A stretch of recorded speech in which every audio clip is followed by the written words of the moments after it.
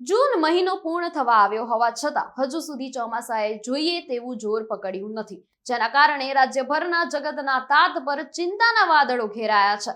મોંઘા દાટ બિયારણ અને ખેતીનો મોટો ખર્ચ કર્યા બાદ હવે ધરતીપુત્રો ચાતક નજરે મેઘરાજાની પ્રતીક્ષા કરી રહ્યા છે.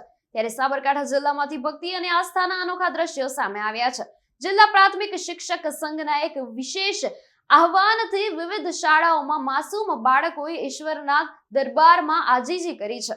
વિદ્યાર્થીઓ 2 મિનિટનું મૌન અને સામૂહિક પ્રાર્થના કરીને રાજ્યમાં સારો વરસાદ વરસે અને ખેડૂતોની ચિંતા દૂર થાય તેવી કાલાવાલા કરી રહ્યા છે.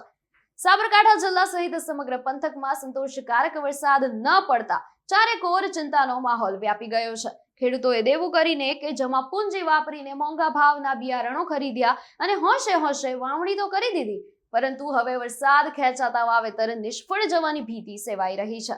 પાકના ભવિષ્યને લઈને ચિંતિત બનેલા જગતના તાતની વહારે હવે સરસ્વતીના સાધકો આવ્યા છે.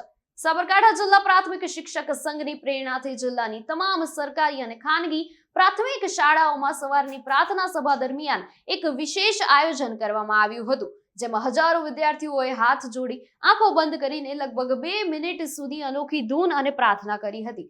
બાળકોએ ભીના હૈયે કુદરતને વિનંતી કરી છે કે હે ઈશ્વર, તું જલ્દીથી વરસ, જેથી અમારા અન્નદાતાની મહેનત એળે ન જાય અને ખેતરો ફરી લીલાછમ બની જાય.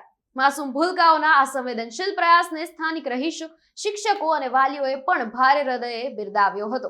આ વર્ષે જૂન મહિનો પૂરો થવાને આરે છે તો પણ હજુ સુધી વરસાદ આવેલ નથી, જેના કારણે મોંઘાના ભાવનું બિયારણ અને ખર્ચો કરીને ખેતી કરનાર જગતનો તાત ખેડૂત આજે ચિંતિત છે.